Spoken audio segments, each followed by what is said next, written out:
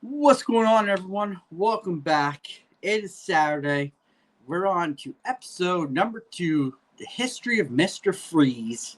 Hope you enjoy episode 1. It was really fun. Now we're on to episode 2. Let's find out some more about this villain of Batman. So, after faking his death in Gotham City, believed he was dead.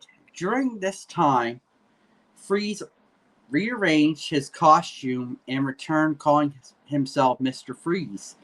To this day, he continues to fight Batman and Robin in Villains United #1. Freeze has frozen everyone inside a courtroom while using a frozen man as a chair. He talks with the calculator, who convinces him to join the secret society of supervillains. During this time with the group, he fashions for Nissa Ratuko a Sub-Zero machine in exchange for the use of her Lazarus pit. He attempts to restore Nora to life without waiting for an for the adjusting needed in the pool of chemicals. However, she returns to life as a twisted Lazarus and escapes. She blames her husband for her plight and exchange estranges herself from him. So this is pretty cool. More backstory about Mr. Freeze. We saw that the League of Villains want him to join, or the Secret Society of Supervillains want him to join. He asks Nissa if he uses Lazarus Pit to restore Nora. It happens, but he doesn't give it the time. And we see Nora comes out as a Lazarus.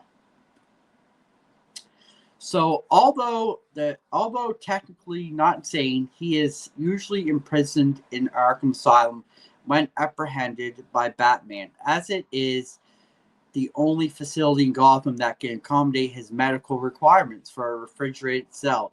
He appears in Robin section of the No Man's Land crossover as one of the villains contemplating for control of Gotham's sewers. During this time, he flash freezes the duo Tommy Mangles and Gearhead. So I haven't read this comic, but this sounds pretty cool. I'll have to keep my eyes open for it whenever I'm diving in.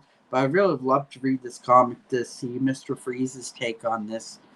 But yeah, another cool little insight from Mr. Freeze there. And we know he's not insane, but like I said, when he gets captured, he goes to Arkham Asylum because it's the only place that can make a cell of sub-zero temperatures for him to keep him alive. Mr. Freeze has joined with the Injustice League, but was arrested after the villains attacked Green Arrow and Black Canary's wedding. Amanda Waller has the remaining members of the Injustice League taken away to a distant planet, Freeze included. He appears in Justice League Adventures #12, along with several other cold-based villains like Captain Cold, the Snowman.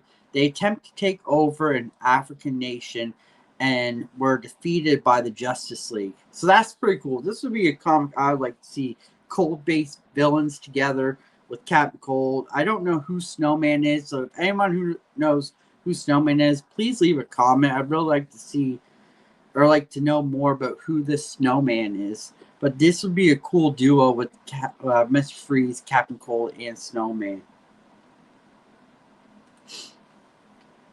Thomas Elliot once again returns to Gotham, planning another attack against the Dark Knight, killing any criminals who threatened Bruce. But it was just a distraction. Hush invades Selina Kyle's house and removes her heart, then abandons her in the Sacred Heart convalescent home, trapped on life support. Batman is on his heels and is eventually captured. Elliot says that the equipment that keeps Selina alive was created by Victor Freeze in exchange for money. So we know Victor is a smart dude. We get a little bit of the Hush story in here as well. We know that Hush, who is Thomas Elliot, has equipment created by Dr. Freeze in exchange for money. Freeze was the main villain in the Battle for the Cow, one Battle of the Cow one shot. Commissioner Gordon's Mr. Freeze created a compound used by the Court of Owls to revive their talents. It was also revealed that Nora was not. In fact, his wife, Freeze, had never even met her, but obsessed over curing her ever since she came into his division of Wayne Enterprises, chronogenically frozen. So this is a pretty cool take. Well, I always thought Nora was his wife, but apparently Nora was never his wife.